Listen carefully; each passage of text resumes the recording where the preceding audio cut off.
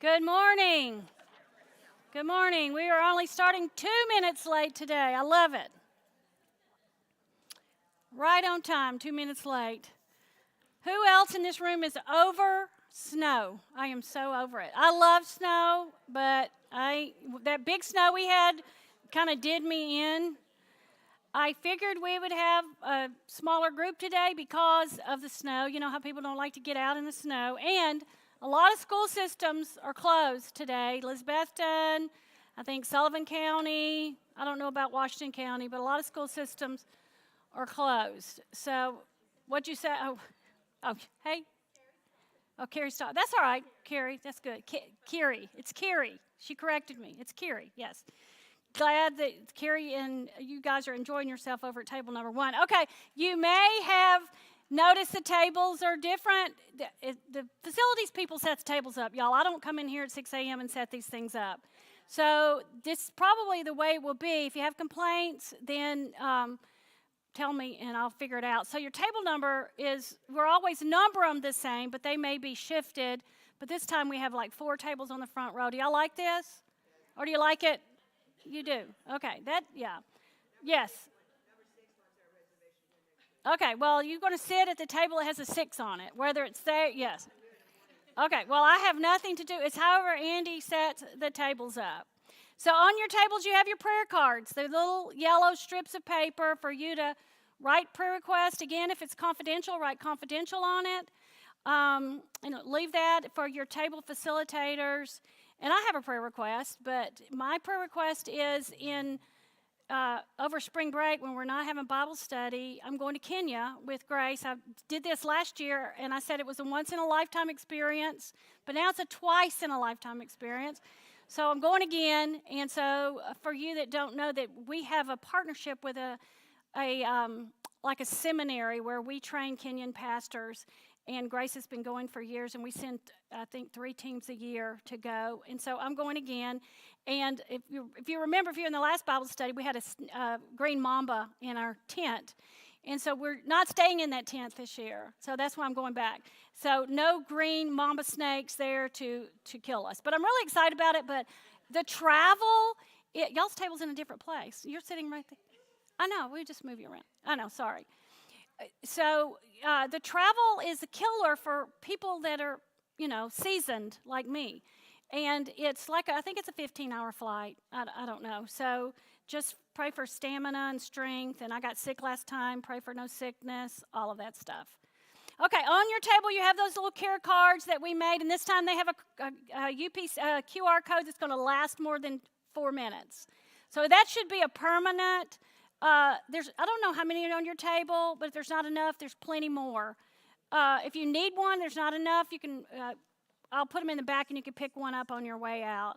So that's if you want to go to Grace's care page, find out what kind of care that Grace offers, from benevolence to grief care, grief share, to a list of counselors that we recommend, the church puts their stamp of approval on, and Regen. If you've never been through Regen, it's a fabulous program to help bring healing in your life. So stick that care card in your Bible, and I have more. So you might just keep it in there, because it's not just for this Bible study, it's for any time. It takes you to that website at any time that you need it, or you can refer people to that.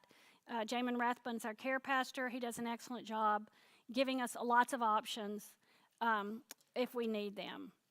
Okay, so icebreaker time, our favorite time. So since last week, Twyla's not here today, when she talked about her experience in jail, we're not going to talk about our experience in jail. But what we are going to stand up and find somebody and tell them about a speeding ticket that you got. Is there anyone in this room who has never had a speeding ticket? Wow. So I haven't had one in 20 years, but my memorable speeding ticket was, I was coming down University Parkway in that ETSU's on my left. I'm going down University Parkway, and I have my freshly 16-year-old son, just turned 16, and I was taking him to get his driver's license. And I got pulled over, and cop said to me, ma'am, it was I call it a speed trap. Because you're going down that hill, it's like 30 miles an hour, speed zone, and I was doing 40. I mean, the typical what everybody else was doing. And he said, "Ma'am, you're in a hurry. Wait, what are you doing?" And I said, "Actually, I'm taking my son to get his driver's license." And he leaned in and he said, "Son, don't be a reckless driver like your mother." No, you do not tell my son I'm a reckless driver. I was driving 40 miles an hour, Anyway, so we went back and forth, laughing, but he still gave me a ticket. But last year, maybe it was the year before, I was coming to Bible study. Many of you know this story. I was on my way to Bible study, and there was a sheriff's car. I was on Buffalo Road, which is just this 2-lane road, and nobody drives the speed limit on that road. And I think it's 30 miles an hour. I mean, I could walk faster than that. And so I'm behind a sheriff's car, and he's going, and I'm right behind him. I'm just following him. And he pulls over, and so I just keep going. And then he pulls behind me. I'm like, "What?" And he said, "Ma'am, told me." He said, "I was speeding." I said, "If I was speeding, then you were speeding." Because I was laughing. He was laughing. I could tell the look on his face that he was going to handle this well. He wasn't mad. I said, "I was just following you." And I said, "And when did sheriff's deputies get to hand out tickets?" And he was laughing. And he said, "Well, where are you going?" I said, "Well, I'm going to Bible study." He said, I said, "Maybe your wife's interested." And I handed him my little invitation thing, and he was just laughing. So I won him over. I had him in the palm of my hand. And so he did not give me a ticket. He gave me a warning. So I don't drive down Buffalo Road anymore because it's too hard to go 30 miles an hour. And he's probably... No, it was not. It was not one of the people who work here in the church because they probably would have given me a ticket. So stand up. Find somebody you have never met. Tell them if you've ever had a speeding ticket and how you got away with it, or just some fun story about speeding.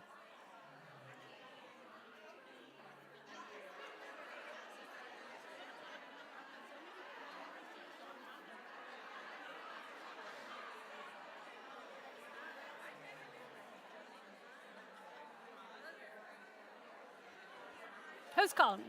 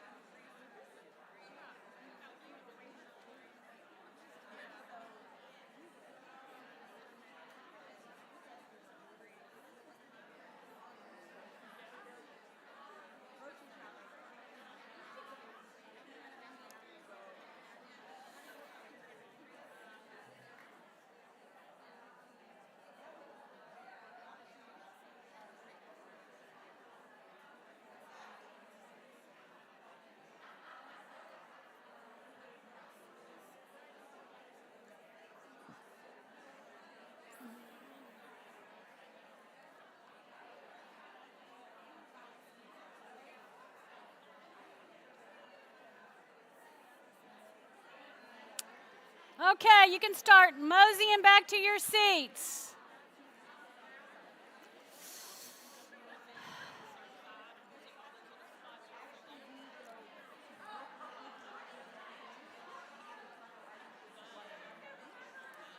Let's start going back to our seats.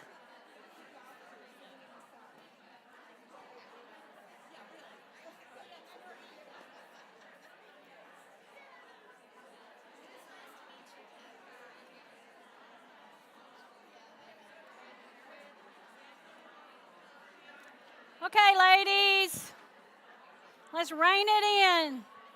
Lots of speeding ticket stories out there.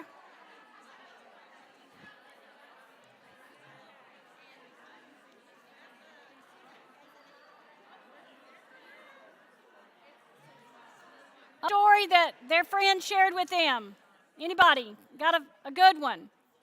Something you heard from one of your friends you just met. A good speeding ticket story. Who's got it? No one? I know, but I want to hear from you.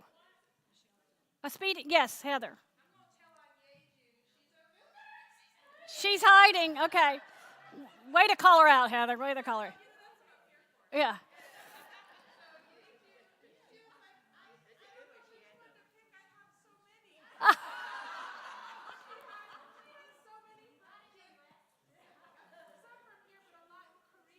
Oh, Koreans.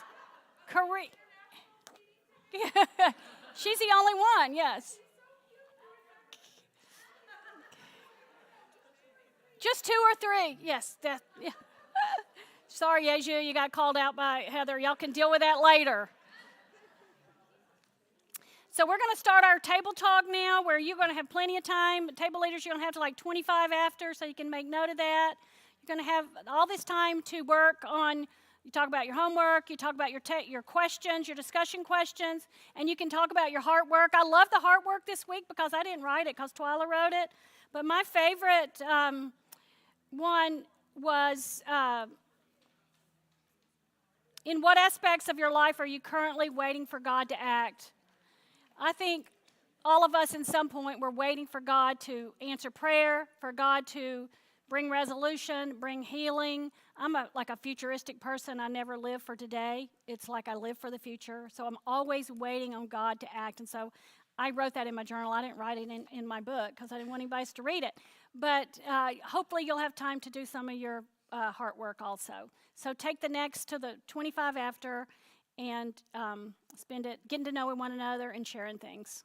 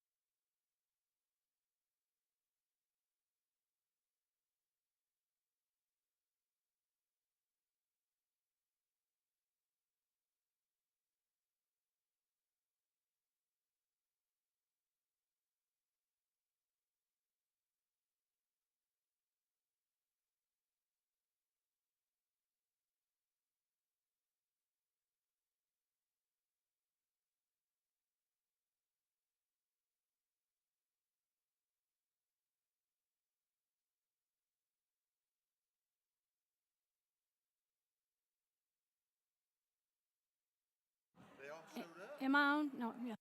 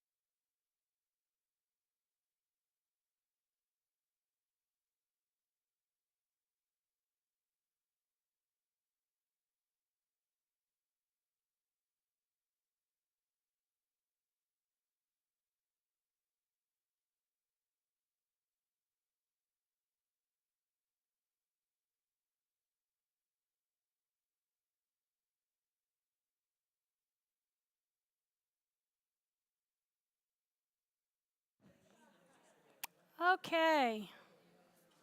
How was your table time? Was it good? I loved hearing people share. I wasn't eavesdropping, sort of was, but here talking about some of their heart work questions. I love that.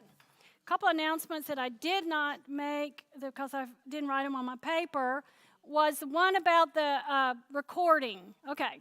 It's difficult because it's it's set to start recording at 9:30 whether there's someone standing up here or not. So if you go to watch it and it's black screen, then just fast forward a little bit till you see somebody standing up there. So if you're watching it live, it'll eventually come on, if you're watching it live or if you're watching it on the recording. And it's the same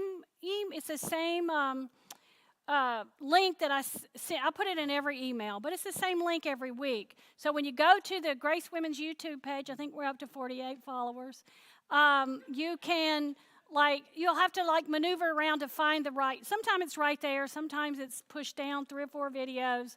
But you can see by, just remember what I had on that day. That's the way I do it. Oh, yeah, that's the day I had it.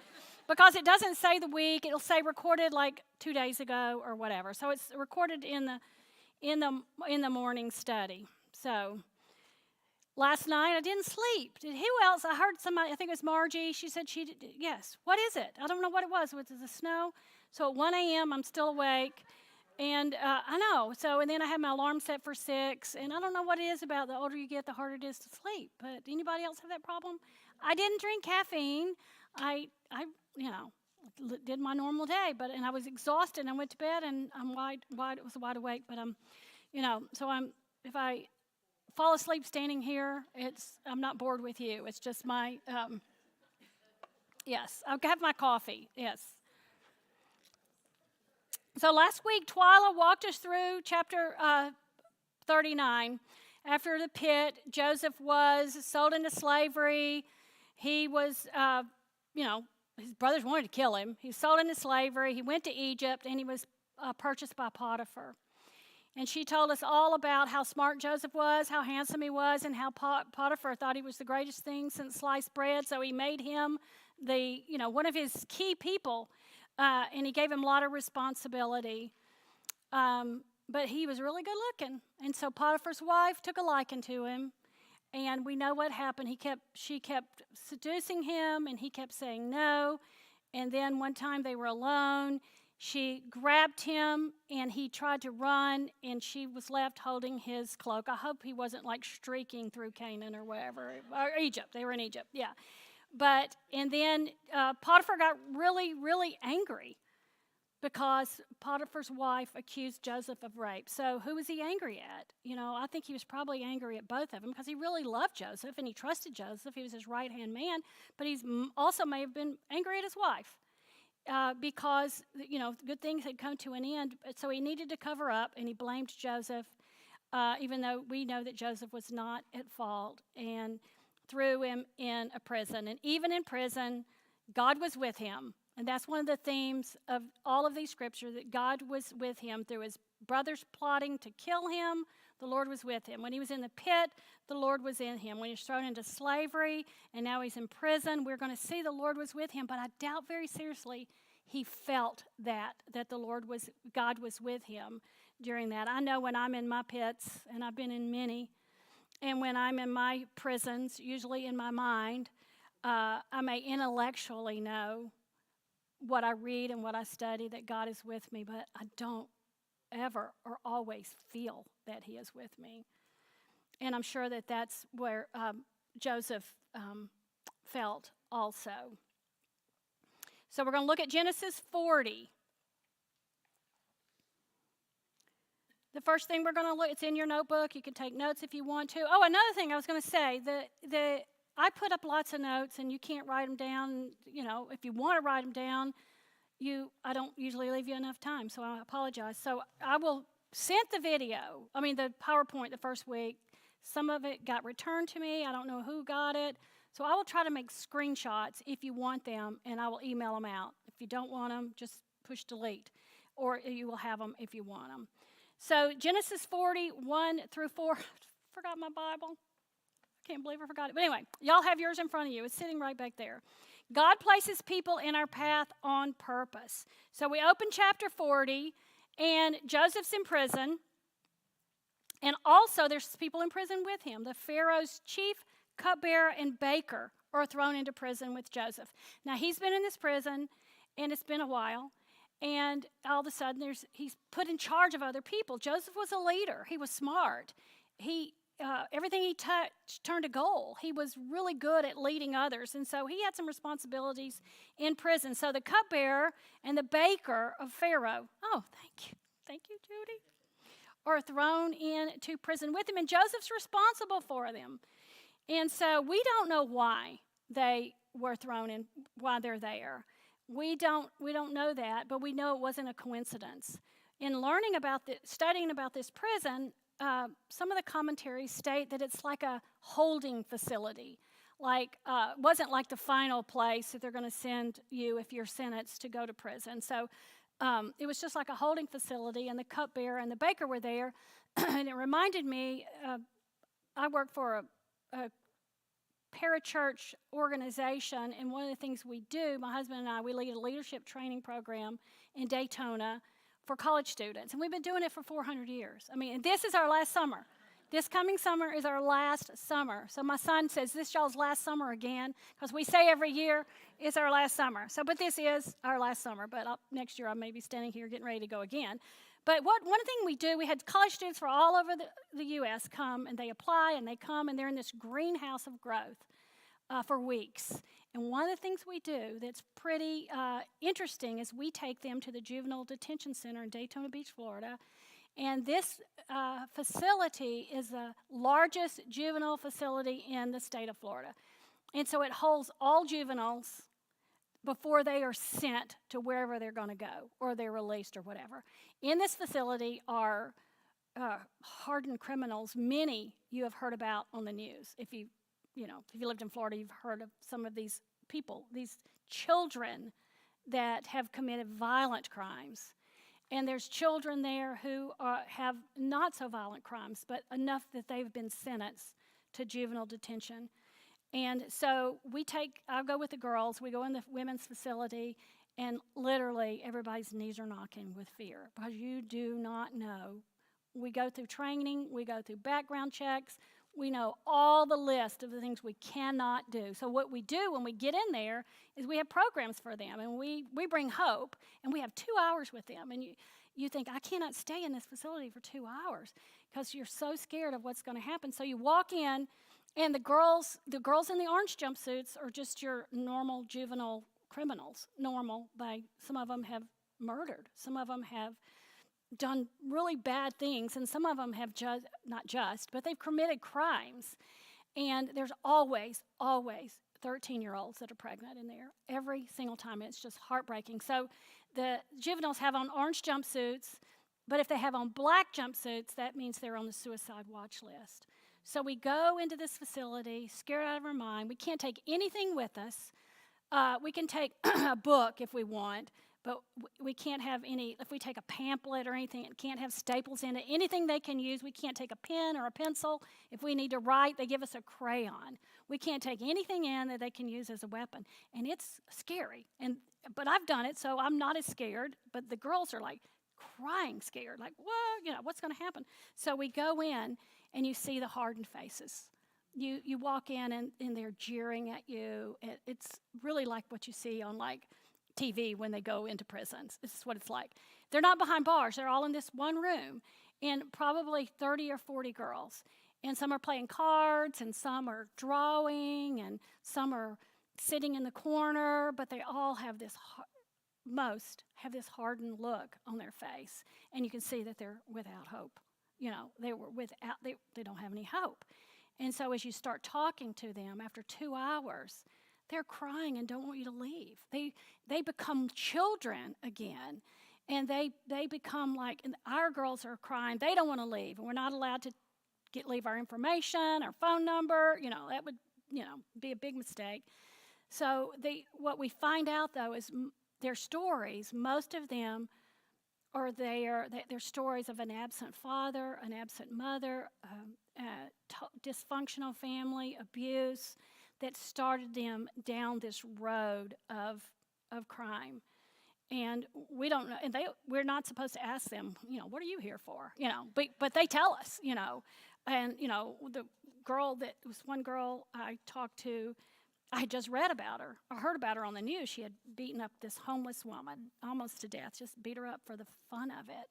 And just her anger but we watch their hearts soften. And we bring the gospel to them. We had 2 hours. We bring the gospel. We talk about Jesus. And there's other groups that come in there and do the same thing. So we're just giving this glimmer of hope. So all that to say, Joseph was in this holding facility, not knowing what was going to happen to him. And there were other prisoners there. He wasn't in there alone. So they were without hope. The prisoners didn't know where they were going to be sent next. They were in this holding facility. And Joseph was there for some of the same reasons the juveniles in Daytona were there. The dysfunctional family, the hatred, the being he was falsely accused. And so they had this similar experience that we experience when we go into this juvenile detention center. So all that to say, the baker's there and the cupbearer. Now, the cupbearer and the baker are really close to Pharaoh, and they have these unique responsibilities. The baker just does all the cooking. So I have no idea why he was sent to jail. Maybe he burned the biscuits. I don't know. And the cupbearer, though, he's the one who tasted Pharaoh's wine before he drank it to make sure it wasn't poisonous. So these people had access to Pharaoh. It was not a coincidence that these people were there. So Joseph's sitting in prison, totally forgotten, falsely accused, cut off from everything, and then these two men show up. Just these two men, Pharaoh's baker and his cupbearer. Of all the prisons in Egypt, of all the cells in this prison, of all the timing, they land in Joseph's care. Not a coincidence. And most of the people who come into our life, it's not a coincidence. It's the providence of God. And again, they are not ordinary prisoners. They were close to Pharaoh. But we know something that Joseph didn't know at the time. He just saw them. We know that they had a connection to Pharaoh. These men were connected to Pharaoh, and Pharaoh is greatly connected to Joseph's future. And we're going to read about that in future chapters. God was quietly arranging Joseph's next step inside a prison cell. So God sent the right problem. We're going to read about the problem.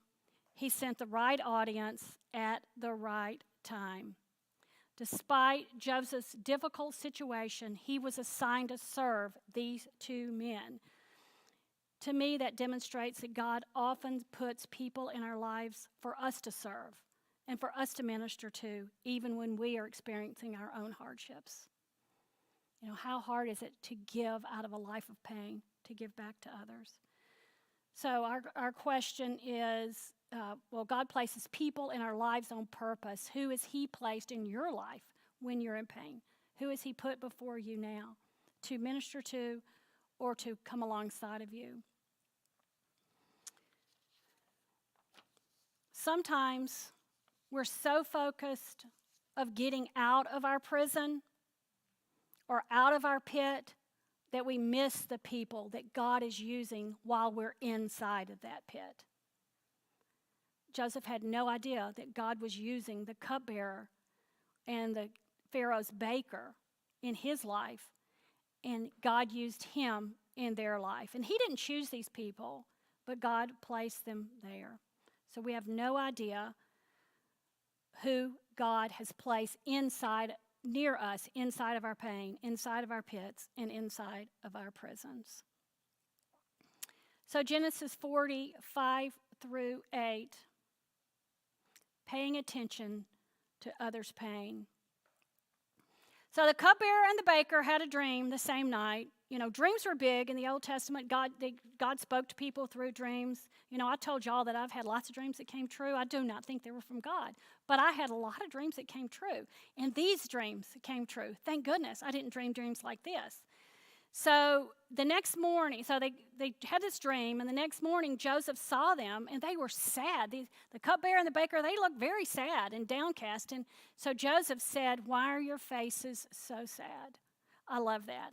And they told him they were sad because they had a dream and there wasn't anybody to interpret. You needed someone who had the gift to interpret that, and they didn't have anybody.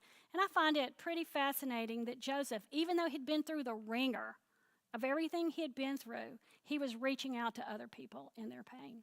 You know, that helps bring healing to your own pain, is when you're other focused.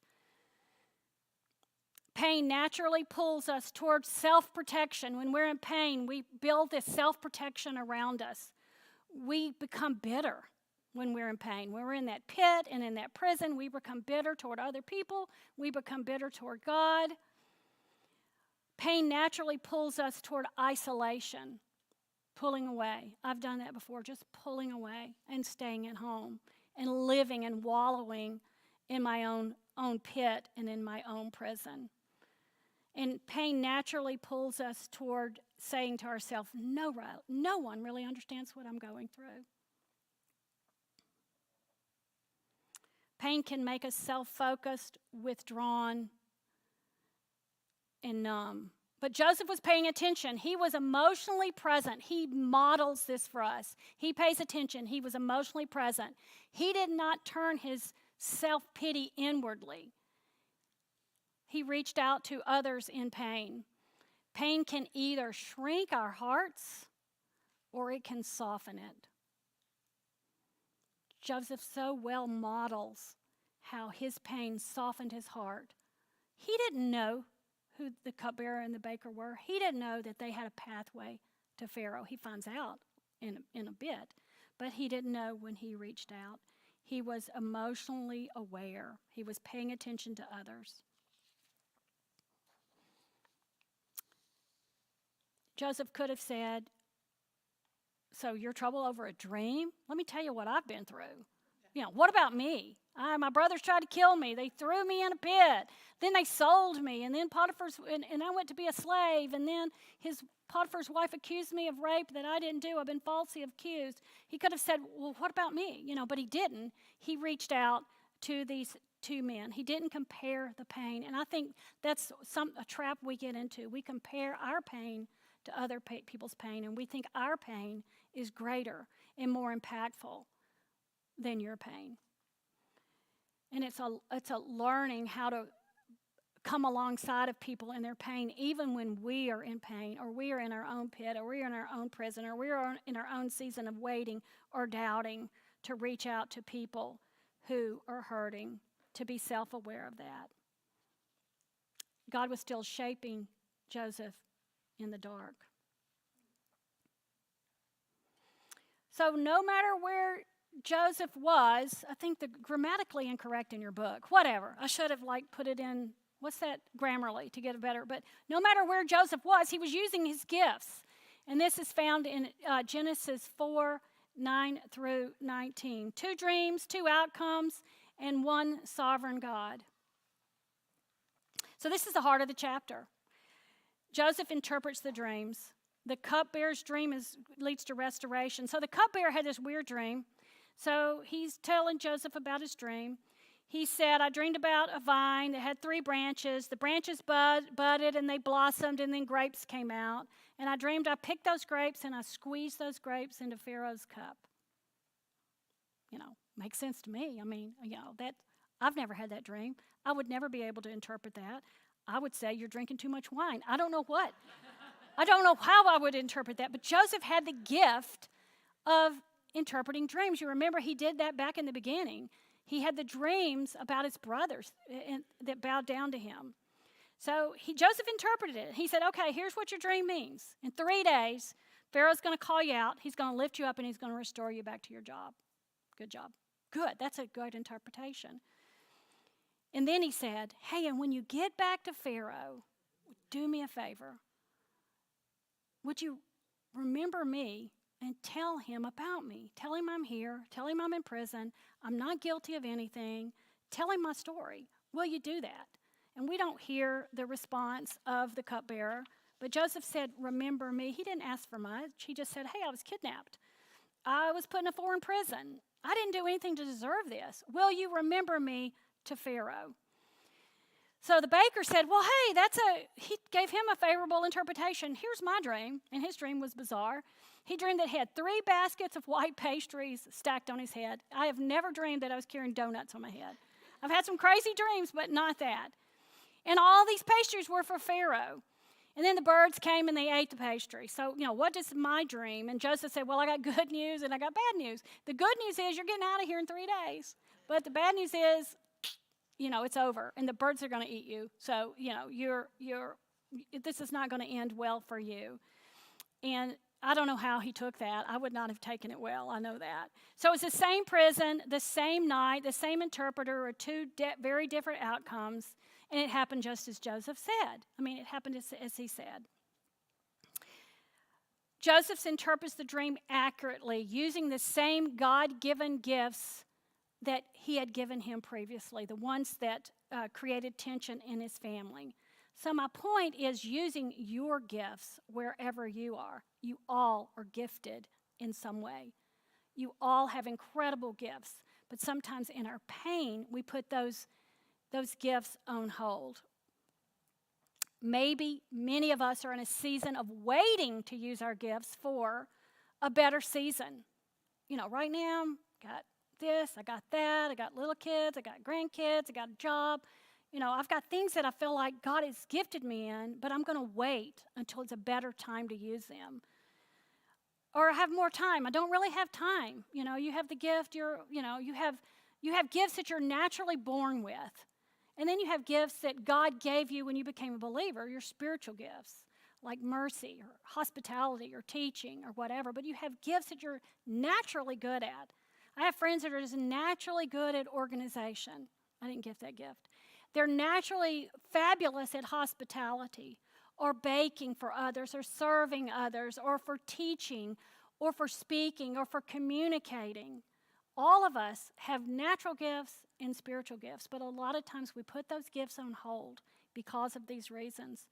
For a better season, more time where we could have more recognition or a better platform to use it, or when we have less stress in our life.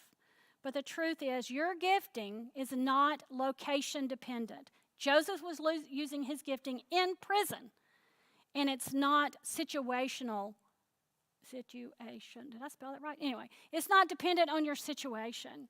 Wherever you are, in a good place or a hard place, in a pit or a prison or a time of praise and great things happening in your life, you can use your gifts, and your gifts are there for you to bless others and to come along those in the body of Christ. You can use your gift of wisdom in the kitchen. You can use your gift of encouragement with your friends. You can use your gift of discernment in hard conversations, your gift of hospitality. It doesn't have to be a large circle. It can be a small circle. Your gift of prayer can be used in a hidden space. So whatever your gifts are, and I encourage you to discover what those are. You don't have to wait until you're in a better place to use your gifts. Your circumstances do not cancel your calling or your giftedness. It may look different. It may be smaller scale, larger scale, but God still uses you in people's lives. Last section, forgotten by God, forgotten by people, remembered by God. This is Genesis chapter 40, verses 20 and 23.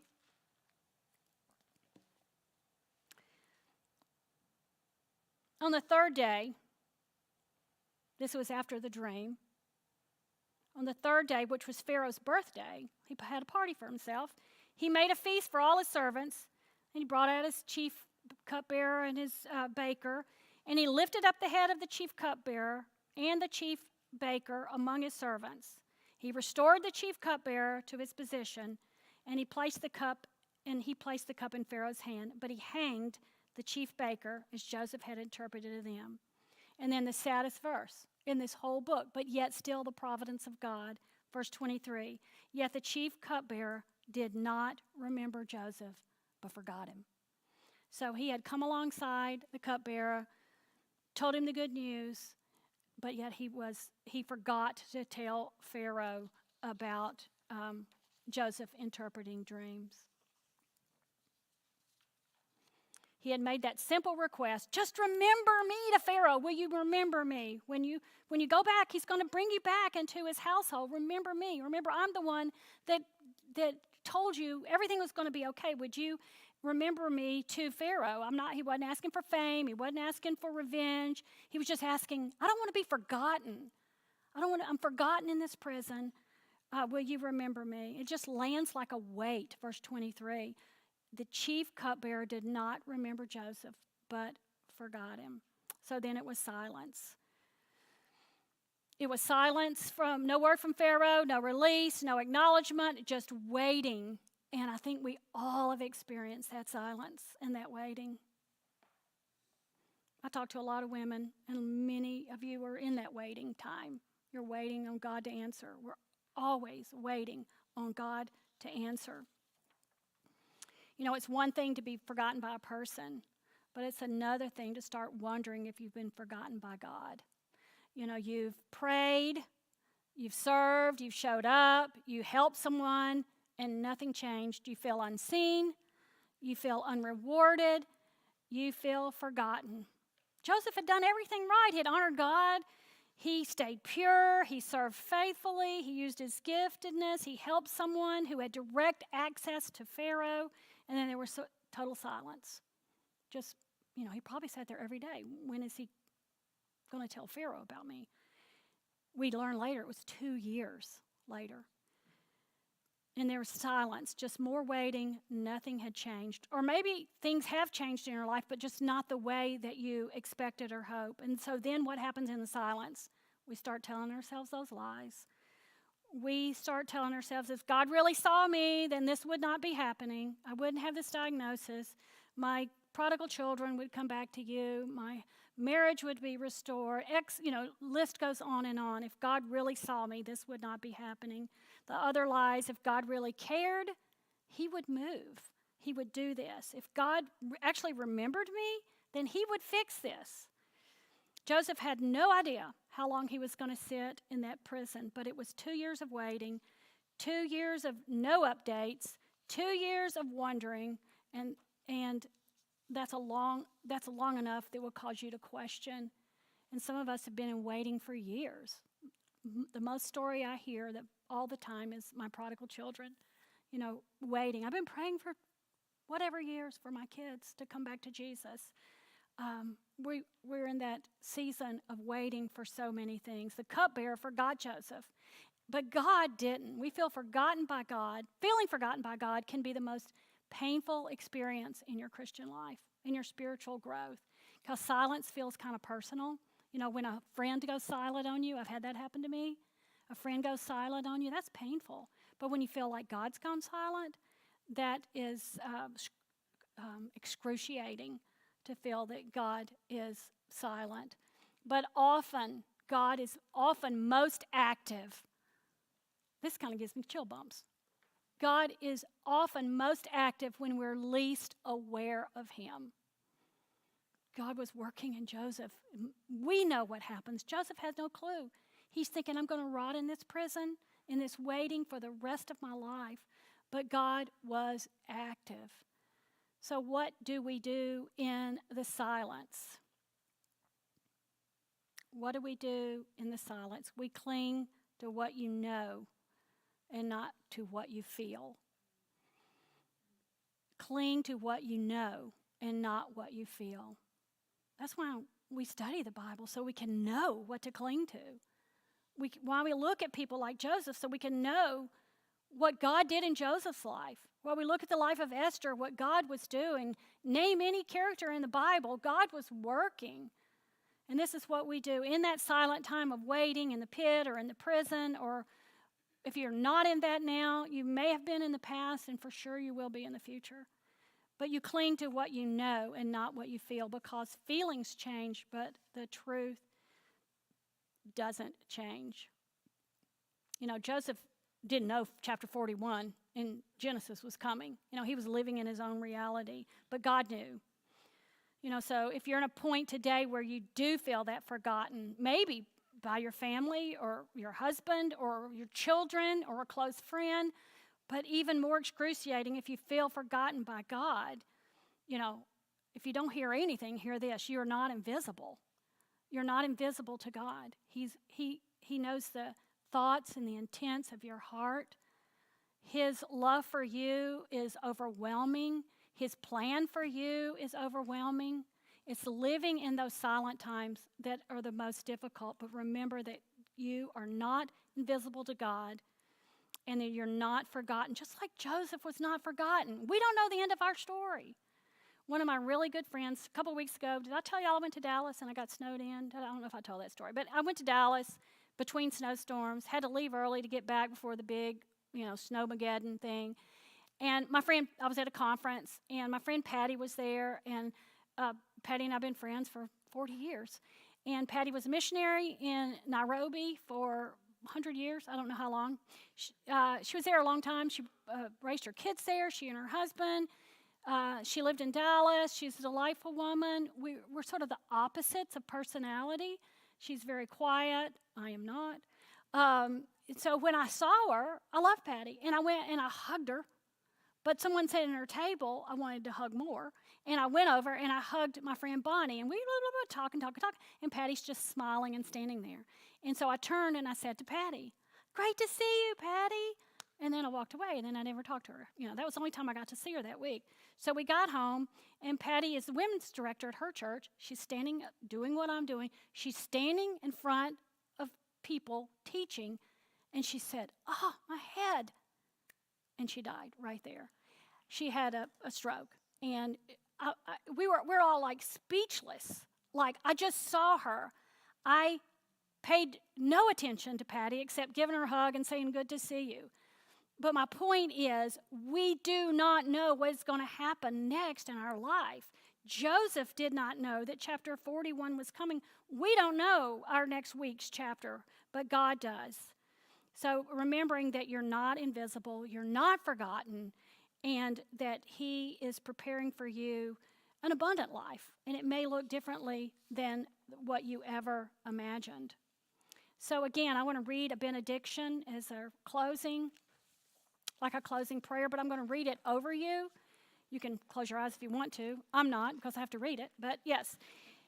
So I'm going to pray this benediction over you as wonderfully gifted women of God in this church, using your gifts and using and seeking to know Him by coming to Bible study, by opening up at your table and sharing the things that God is doing in your life. I want to read this over you. May you go from this place confident that you are not forgotten. May the God who is with Joseph in the prison be with you in your in-between. When the waiting feels long, may your faith stay steady. When the silence feels heavy, may your heart remain anchored in truth. May your heart stay tender in hard places and courageous. Be courageous with the gifts that God has given you. And when your timing unfolds, may you be ready. Go knowing today that you are seen, you are remembered, and that God is writing your story. Amen. Okay, heavy stuff. Next week is chapter 42. So do your homework, do your heart work, get to know each other, go to lunch together. Anybody going to lunch today? I could go with you. Anybody? Yeah.